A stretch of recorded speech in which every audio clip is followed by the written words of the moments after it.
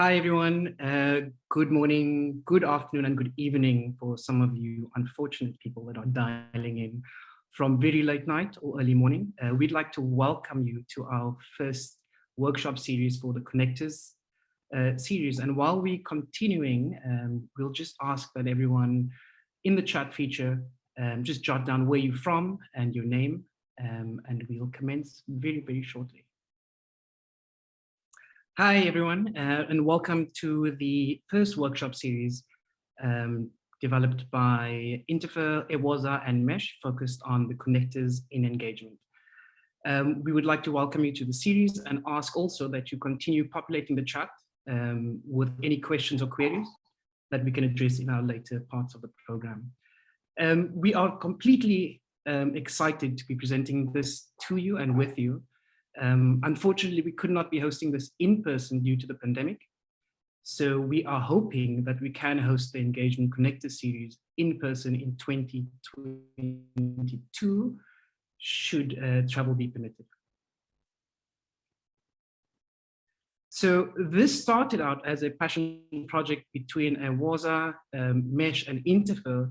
We wanted to be working with connectors globally, bringing them together and developing a community of practice that remains relative to the need. So we have reached out to many of you via online surveys, interviewing some of you and trying to establish what the need for this network is so that we can remain completely attuned to this group's wants, being connectors ourselves.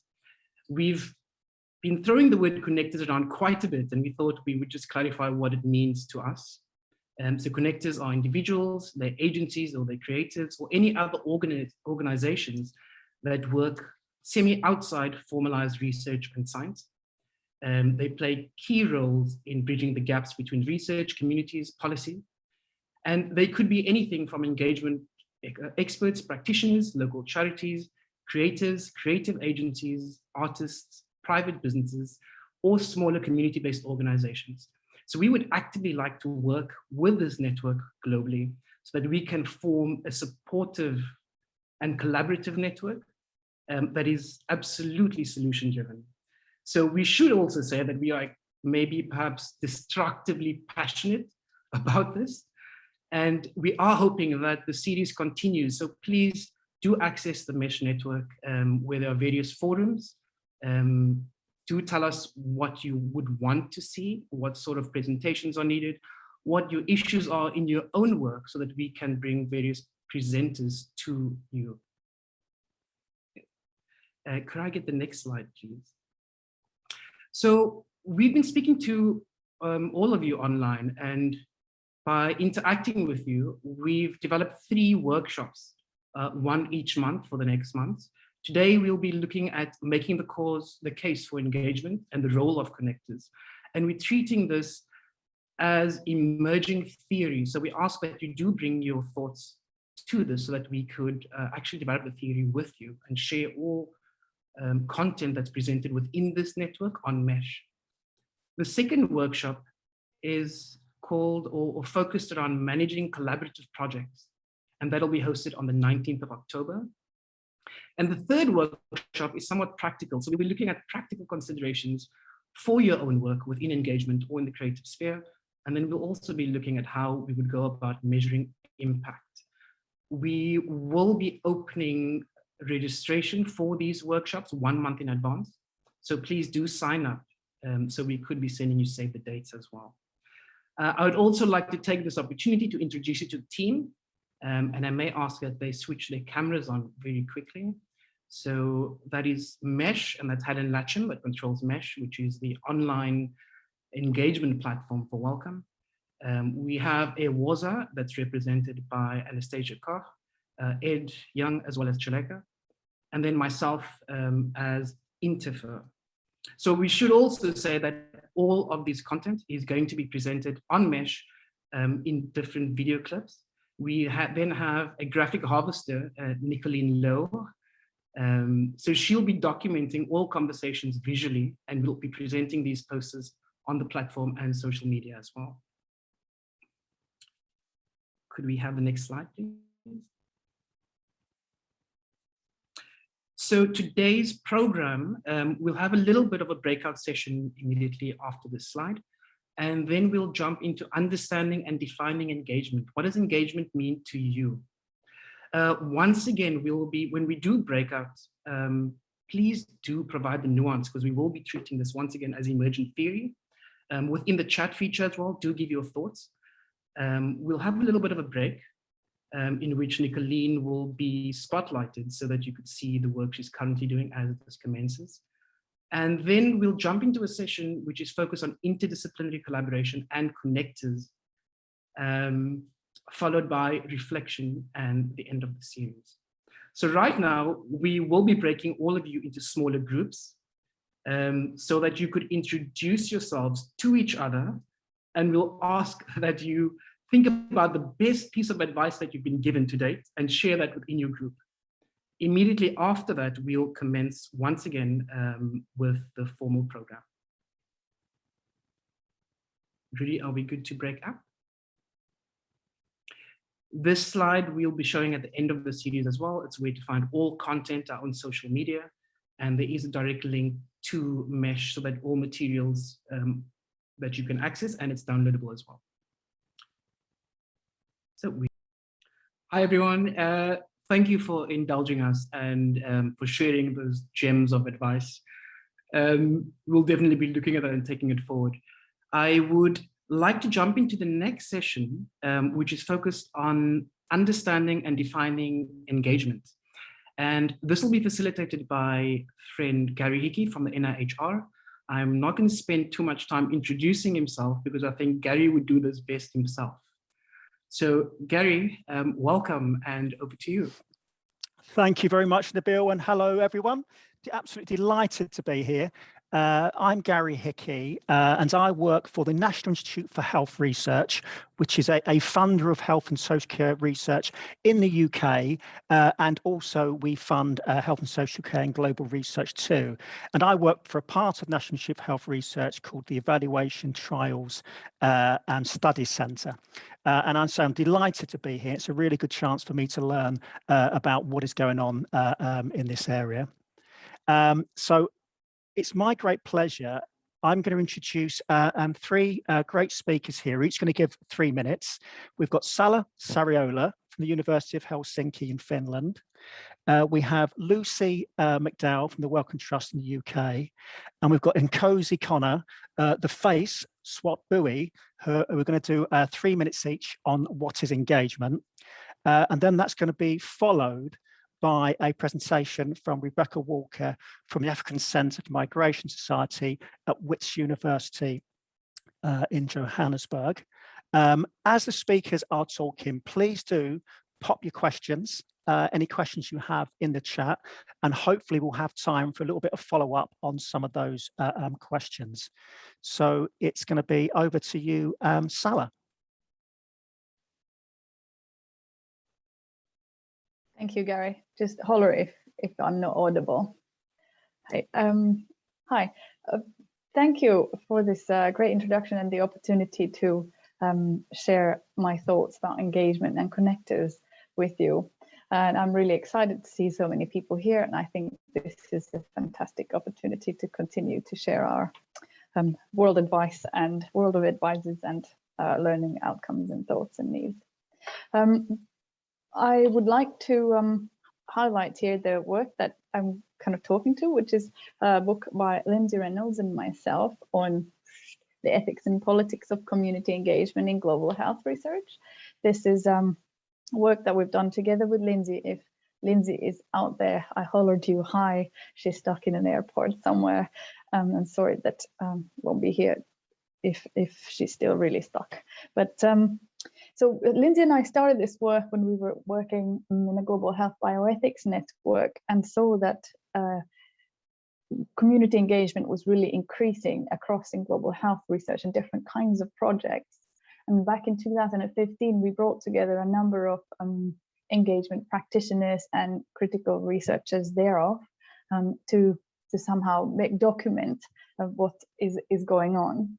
And the background of engagement is sort of informative here in that the drive towards doing engagement comes from many directions at the same time. It has come from kind of participatory approach to public health, thinking about science-society relationships within public understanding of science, as well as kind of public sort of alma ata drive towards primary healthcare. I've all sort of underscored the importance of involving communities. Global health has learned a lot from development studies where inclusion of communities has been the norm already from the 50s, 60s onwards. And in this special issue and the book, we try to bring together these different kind of lines of inquiries to think about engagement. But the way it is sort of relevant, we were sort of really already recognizing something important, that when global health projects work with communities, there's a crucial element sort of missing that rarely gets attention, which is the connectors. So engagement was implemented across various kinds of projects in different ways: artwork, theatre work, community involvement, consultation, and so on. And it was thought to create lots of different kinds of positive outcomes, like dissolve mistrust, bring unheard voices to the fore, bring out marginalized voices, balance power differences, and create dialogue and make research meaningful. But in order for that to actually happen, you needed to have these connectors. We didn't use that term, but indeed there were always community volunteers, they were artists, engagement practitioners, science communicators, etc., that necessarily connected the worlds. And that group of connectors really had, back in the 2015, not been really brought to the foreground. It's crucial work that the intermediaries do to ensure that trials work, people are trusting, that the community members or patients get involved in projects, they are participants in trials, etc. But this work, this mediation, really got cited. So we invited members of connectors, if you will, to then bring their experience to the foreground and really report about what happens in engagement when in the work that they do, like how do they think of engagement? How would these connectors describe what's community, and somehow how those different worlds come together or not, and what might be the challenges that remain, how are they resolved, etc. So this is sort of in a nutshell the background thinking that we had for the special issue, and I'm really excited to see that now we have a workshop on the connectors, because clearly just because we were able to publish a bundle of articles, there's still a lot of work to be done, and the everyday labor that connectors are doing. And so how do those everyday situations take place? How can they be made meaningful for the practitioners in and of themselves, rather than just facilitate the scientific process, for example? And so I'm really excited to be hearing more about these experiences, and hope that these discussions kind of take our mutual learning outcomes further towards the foregrounding the experiences of the connectors. Thank you. Thank you very much, Salla. And just an aside, I quoted some of your work recently in an article sent for publication. So very nice to meet you. And next up, we have Lucy McDowell. So please, over to you, Lucy. What's engagement to you?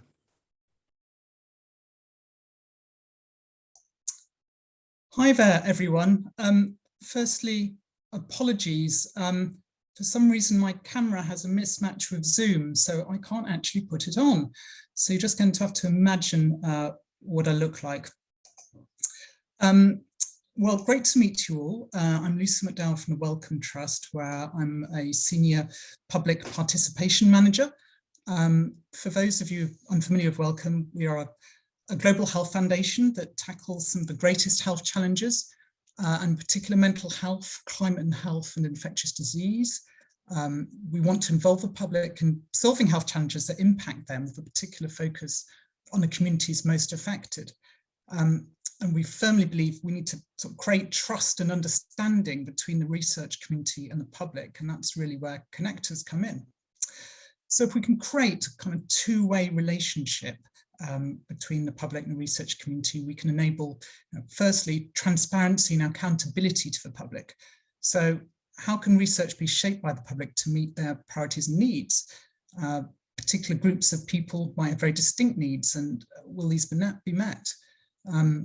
For example, certain ethnic groups in the UK don't get involved in mental health research, and so services do not respond to their needs. So how do we change that? How can we work with connectors to enable that to happen?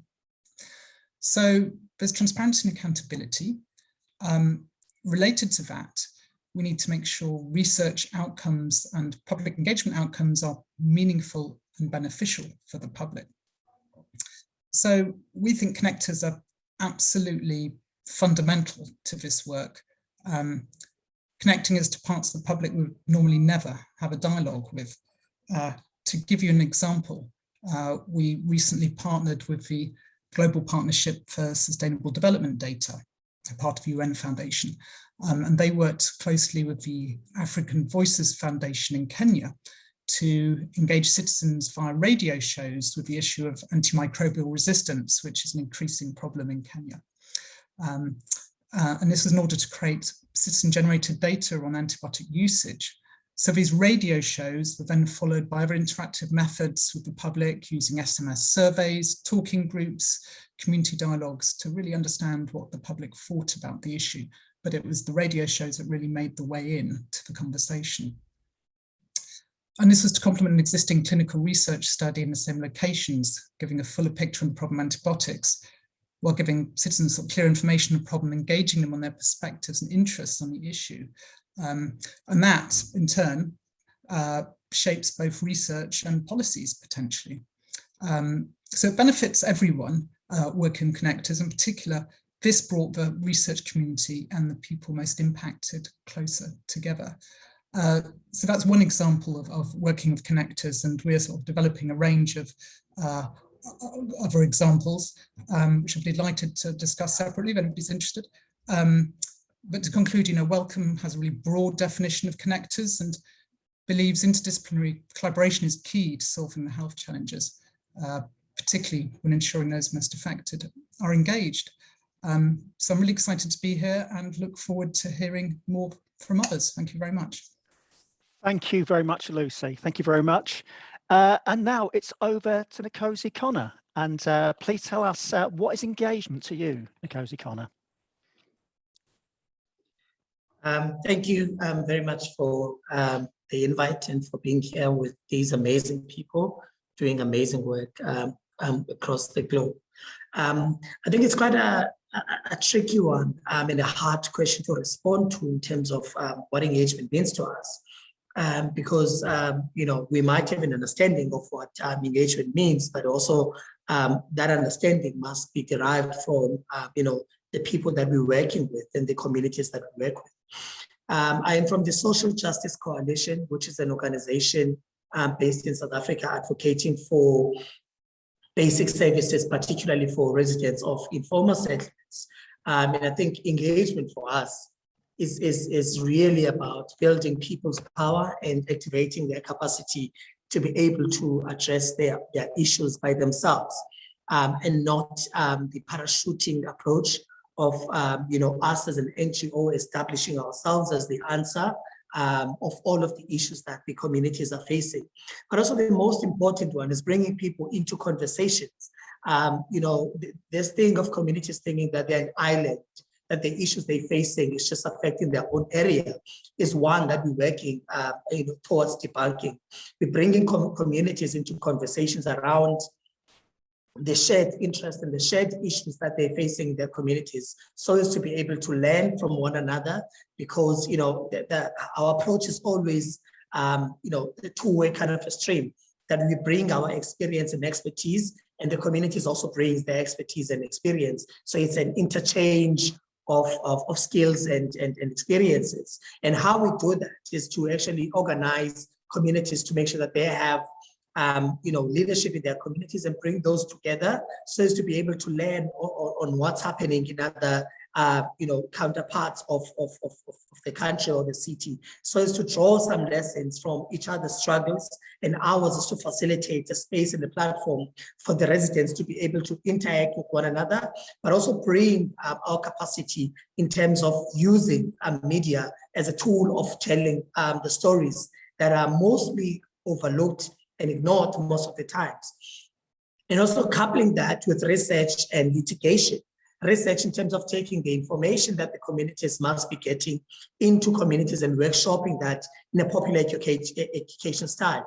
But also, if those do not work, consider litigation as one of the tools that could be used for the courts to intervene and to actually make pronouncements on the human rights violations that will, that are being,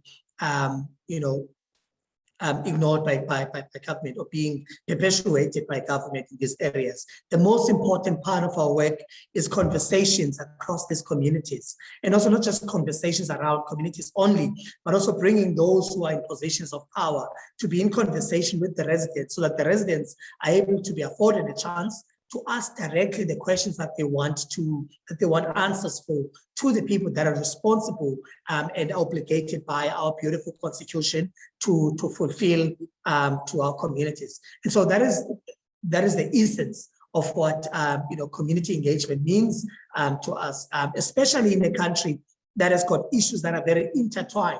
You cannot, we can't separate one issue from the other, because they all have been put in place. Well, all are happening as a result of the apartheid government and the apartheid system, which was oppressive and segregating people according to the pigment of their skin. And the provision of basic services was based on the geographic location of a person and also the pigment of their skin. And so those are the traits, and that's the legacy of apartheid that we're having to fight against, and to bring conversations across, class, across all of these differences and divides that we see. We mostly building bridges between communities and, their counterparts, be it people who live in more affluent areas and government officials, into conversations about these systemic issues that we're seeing, particularly in Cape Town. Nkosi Connor, thank you so much. That was brilliant quick-fire speeches there from our three speakers, Nkosi Connor, Lucy and Salah. So thank you for those. We've now got time. I'm going to ask members of the audience to type in the chat what engagement means to you. So you've got about 3 minutes, I think, just to type in the chat about what does engagement mean to you. And in between time, I'm just going to give you a little bit of a background about myself, my organisation, and what we're doing in this space of community engagement and involvement. So I work for the National Institute for Health Research. We're the largest funder of health and social care research in the UK. And in the last few years, we've started moving into the field of global health research, and particularly community engagement involvement. So we're very much still learning in this space.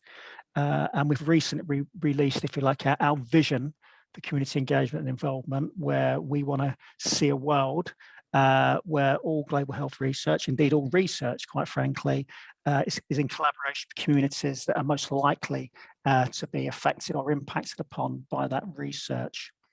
And we've just released 3 goals to promote a culture of creativity and innovation in community engagement and involvement, and to share learning. And as part of that, we've be running some podcasts, so look out for those in the future, where we'll be having guests from speakers from across the world to tell us about their community engagement and involvement experiences. Indeed, there might be people here today, and I hope there are, that are part of those podcasts. We want to improve access to our community engagement and involvement resources and network and opportunities. So we're thinking about doing some online roundtable discussions around that. And then, of course, like looking at ourselves, we want to promote community engagement and involvement within our own processes and the research that we fund. So we'll be looking at our own process as well, to make sure that we, as well as obviously giving out advice and guidance on this, that we're doing what we can to improve community engagement involvement in their own processes and procedures.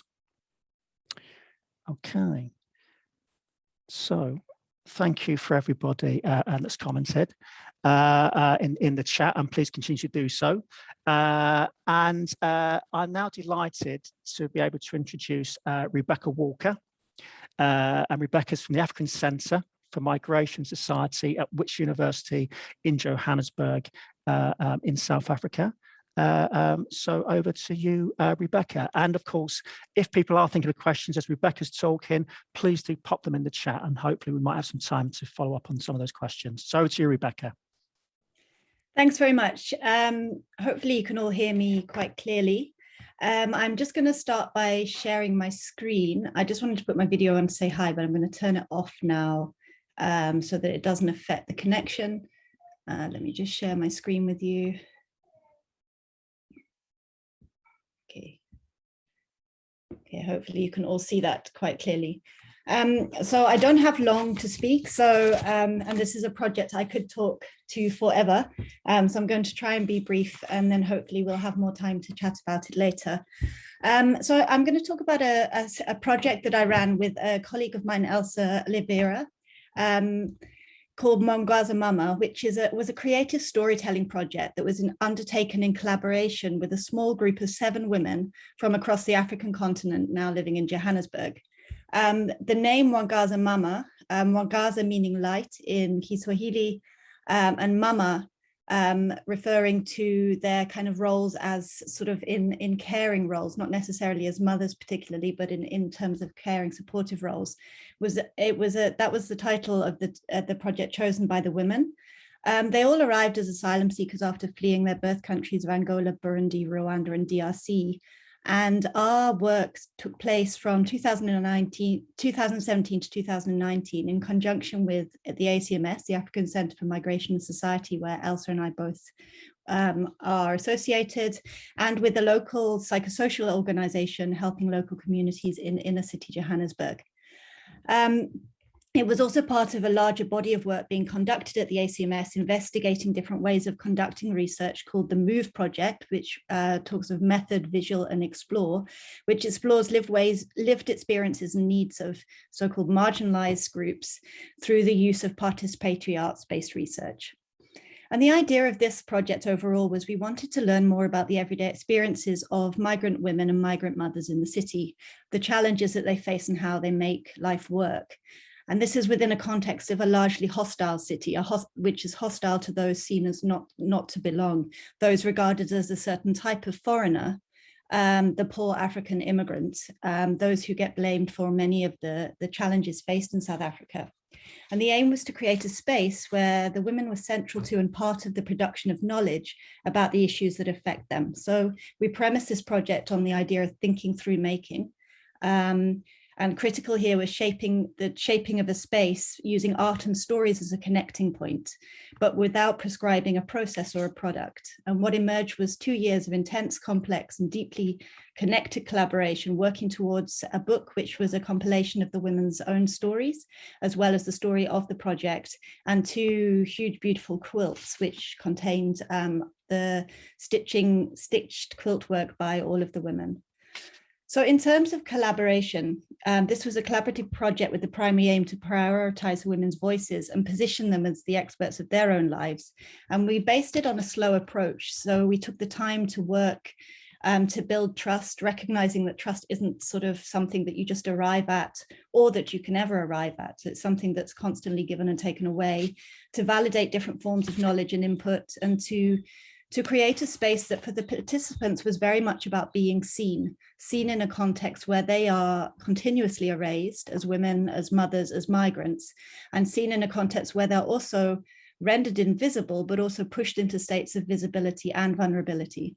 So being seen in the group meant sharing breakfast together with enough food that parcels could be taken home, many cups of tea and sugar, children hiding under the table, and sort of the sharing of stories, experiences, ideas once a week and on Friday mornings.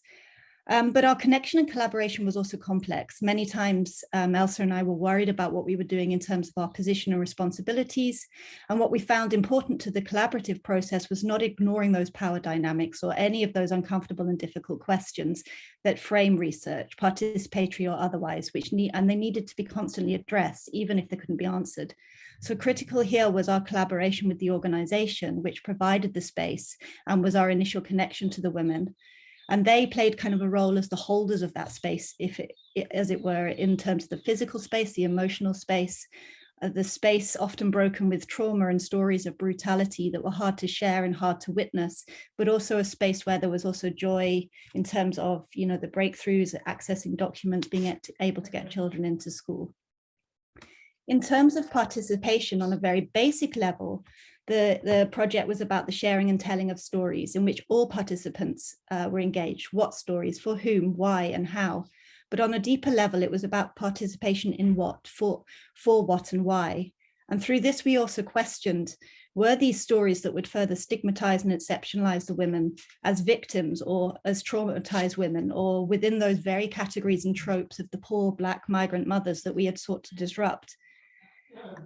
So we were kind of questioning those, but it was also participation in terms of asking who gets to set the agenda, to speak and to share. And for Elsa and myself, this was about recognizing that the women had a role they wanted to play.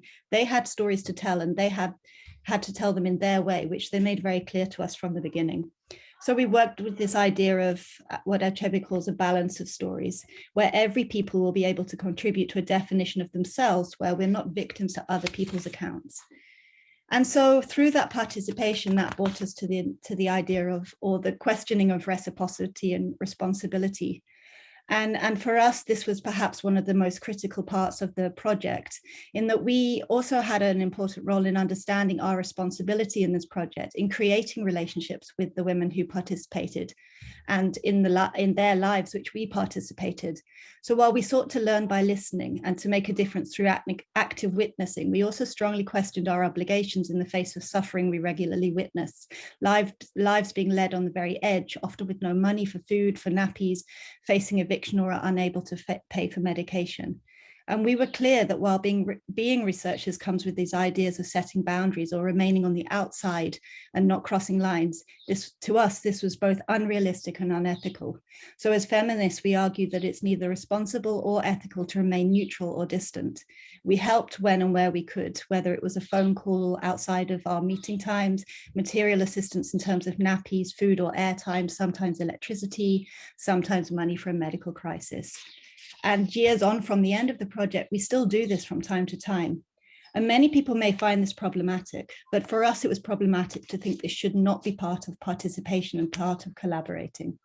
Finally, those questions of reciprocity were central to the natural evolution of this project, and especially how the women pushed it to its conclusion and the culmination of the final product, which was in terms of the beautiful quilts they produced and also the book. And I just want to end this with a small section that Elsa and I wrote in the book, reflecting on the process of Mwangaza Mamas. So we said the process created both material and immaterial spaces, the anticipation of seeing one another, sharing hugs, and genuinely asking how others in the group were doing. It was huddling around heaters in winter, the deep sigh of relief, subtle glances and nods. It was the anger and frustration that was often shared, and the contagious, sometimes uncomfortable laughter, and the moments that we struggled with not knowing what to do or say. It was the WhatsApp messages, the pieces of fabric that cover the workshop floor, and the glitter we found on our clothes many days later. It was the collage of different moments, people, ideas, tensions, and contradictions, encounters that were experienced, sometimes all at once, sometimes both silencing and deafening. The process was also about knowing that one day the project would end. Everyone understood and accepted this reality. We worked side by side with this knowledge in our minds and hearts, and with the awareness that this time together was also creating something intangible that would extend beyond the material life of the project.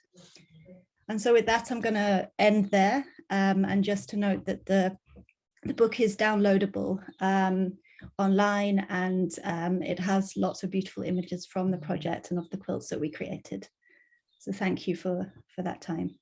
Rebecca, thank you so much. That was really lovely to listen to. Thank you.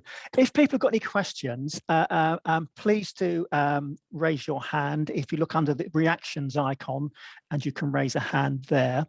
I'm not seeing any questions in the chat box at the moment. Now, I was looking through the comments on the chat box around what do we mean by engagement? And there's some lovely things that have come out there. And I'm going to put a question to you, Rebecca. But I was picking up things about, part of it was around the goals of engagement. People were very into that, and about it should be benefiting the community, that the goals should be collective goals, that the relationship should be bi-directional. People should be involved from start to finish. It's about working with others. Listening was a key one. Addressing power came into it, developing trust, and some people suggesting actually that part of the purpose of engagement is about affecting some kind of change. And I just want to, something you touched on, Rebecca, was about this idea of developing trust. I think you said that at the very beginning, and I wonder if you could expand a bit more about how important that was to your project and what you did to develop that trust. Because of course, it's very difficult, isn't it, to simply kind of parachute somebody into a piece of research and somehow expect them to perform, given what's happened before and the power differentials. So I just wonder if you could say something about that, Rebecca. Sure. I think, trust was one of the most difficult issues that we grappled with, in the sense that from the beginning, we were aware that we couldn't just sort of have this idea that, we take time and then we expect the women to trust us. But I think what kind of became even more challenging was that, over that sort of, as I said in the presentation, that trust could sometimes be given and then taken away as well. And it was very much contingent on the women's everyday lives, on the trauma many of them had experienced in coming to South Africa and living in South Africa, in which there wasn't very many spaces where there were people they could trust. So I think, one thing we became very aware early on, that our space on a Friday morning within that, the organization, was one of the very few, if only, spaces where the women could come and actually relax and not be expected to do anything, and sometimes that was exactly what they wanted. They didn't want to do anything. And I think that was actually critical. And I think in many ways before they came to trust us, they came to trust that space. Which, as I said, was a kind of a holding space where they could just come and breathe, really. And then over time, what we saw, which was really quite beautiful, was that the women between them, I mean, they didn't know each other when they came together as a group, but they started to build levels of trust and help one another. So, there was a case where one of the women had a stroke, and the others all found out this had happened, and they went to see her in the hospital. And, there were all these sort of stories of, how they became a supportive group, and, not to romanticize it, because there was a lot of friction and issues that went on as well. But trust was very much something that we had to continuously work at, and never assume, from either side, that it was, that it was completely there. Yeah. Sorry, I was on mute then, rookie error. If anyone has got any question, please do raise a hand. But I'm going to ask you another question, Rebecca, and I guess it kind of links towards that. I see Sala's got a hand up. I'll just ask this quick question, Sala, and it's about the power differentials. And I suppose it's partly addressed with the trust question, but how did you overcome that, Rebecca? What did you do to kind of address those power differentials? I don't think we did overcome it. I don't think you can. I think what you can do is continuously disrupt it, and continuously, try and shift things around. But you can't overcome the fact that we were, two white researchers in a space from outside of South Africa, but the right kind of migrants, working with women who were really, living on a shoestring. I mean, and living day to day in very, very traumatic experience context. And so there was never going to be a shifting of that sort of dynamic in terms of what we had and they didn't. But where the dynamic did change was in kind of focusing less on, what we wanted from them or what they could get from us, but more in kind of the space which they crafted there. and how that space became sort of their own space that, you know, Elsa and I had the privilege to be a part of. And that's really, by the end, that's very much how we felt it had kind of turned the tables, and that we felt, you know, that it was a privilege that they had allowed us to engage with them in that way, and that we had collectively built up this space. But there was always going to be that issue that, you know, they would come needing, I mean, there wasn't a week when somebody didn't need something.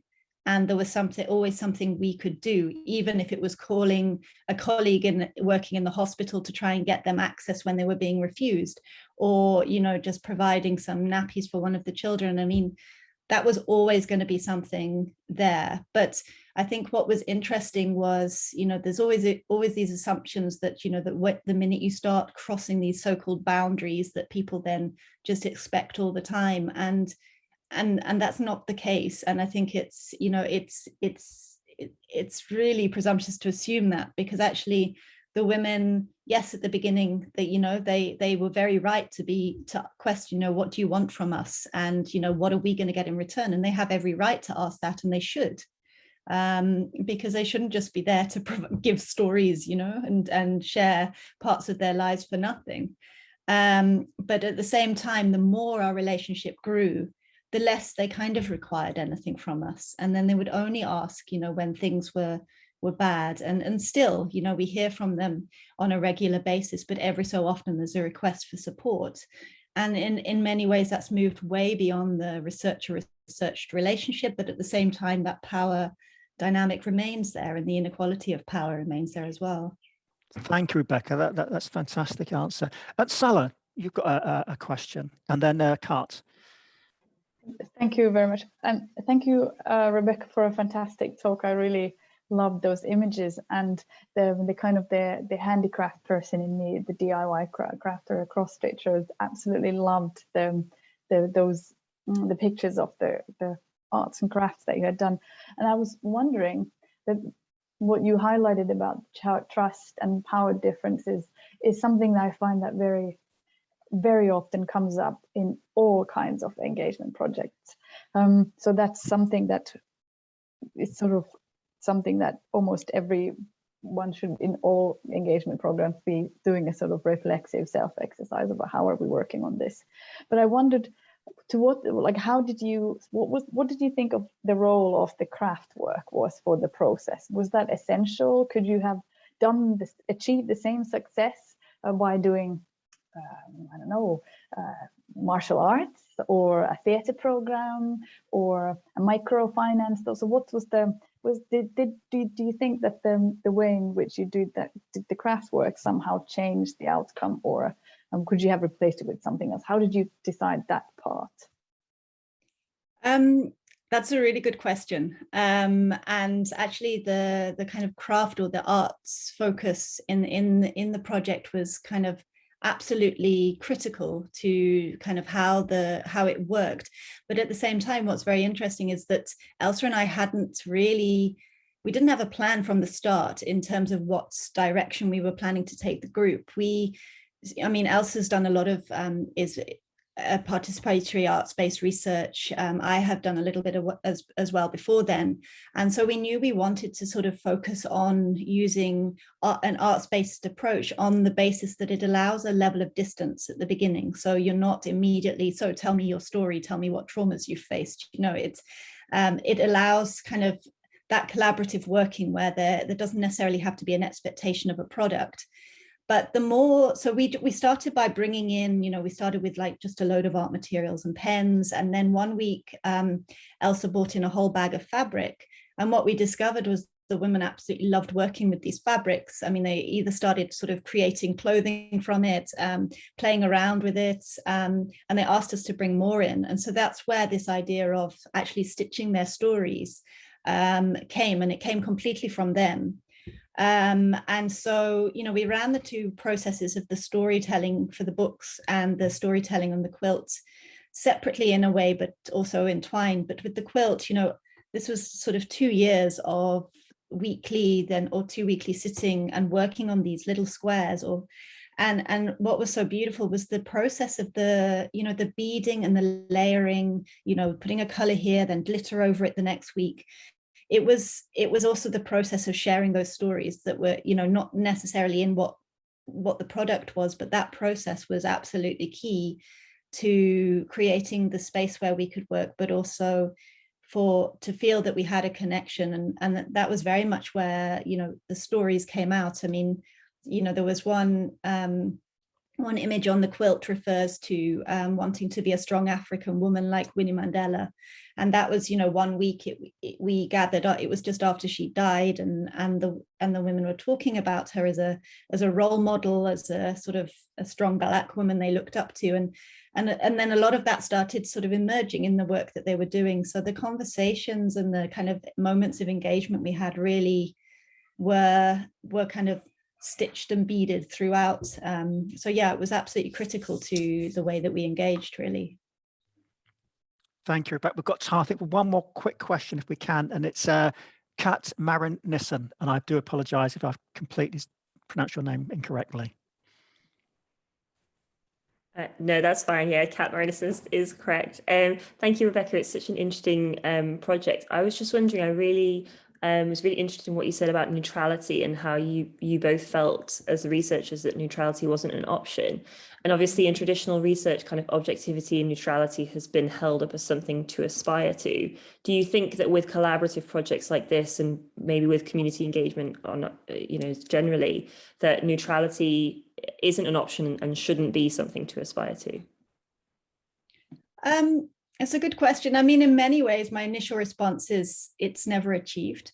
Even if it's something, you know, in traditional research methods it's aspired to, that you can never remove yourself from the research. I mean, to put it very simply. So it's never going to be neutral. But I mean, I think through collaborative research, it's also recognizing that aspiring to neutrality is not, you know, just about sort of, I don't know, trying to maintain boundaries in research. And I'm not saying that we shouldn't have boundaries, because there is also necessity for that, but it's about recognizing if you're going to claim neutrality, you don't allow all these messy questions to come up. And research is messy, and it should be messy. Research is messing in other people's lives. It's messing in your own life. You know, if it's collaborative, that's kind of, you know, you do that messing together, which is great, but there's no way that you can maintain a level of neutrality in that, and nor should you. So I think, you know, I think it's obviously a very difficult question, because what we do need, and, you know, I would never suggest that we scrap having sort of, you know, boundaries to doing research projects, that's absolutely essential.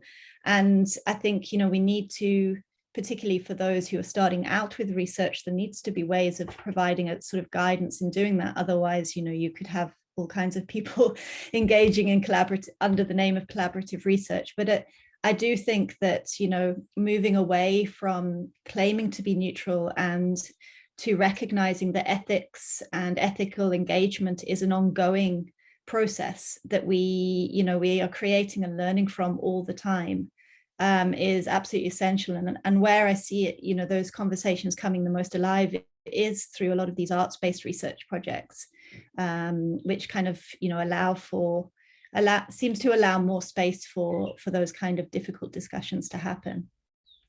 Thank you very much, Rebecca. I mean, two key things I've taken away from the whole session this morning is about the importance of developing trusting relationships, and also about, I think, finding a way, and you've done it via the arts, of enabling people to express themselves in a way that they feel comfortable with, as opposed perhaps to what we think is in our world of formal meetings, agendas and all that type of thing. We forget, of course, that's not how most people work when they communicate. So that's been fantastic. Thank you so much, Rebecca. Thank you, Salah. Thank you, Lucy. Thank you, Nkosi Connor. That was fantastic. Over to you, Nabil.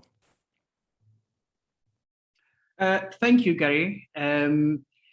Before we break for the recess, we'll take a 10-minute break. I just want to say thank you to Salah, Lucy, Nkosi Connor, and Rebecca, and all contributors that contributed with your questions, for really engaging and rich conversation. We'll be taking a 10-minute recess in which Nicolene Lowe, she'll be sharing a screen with the graphic harvesting that she's busy with, and then we'll immediately commence with a session focused on making the case for engagement and the role of connectors. And we shall see you in 10 minutes.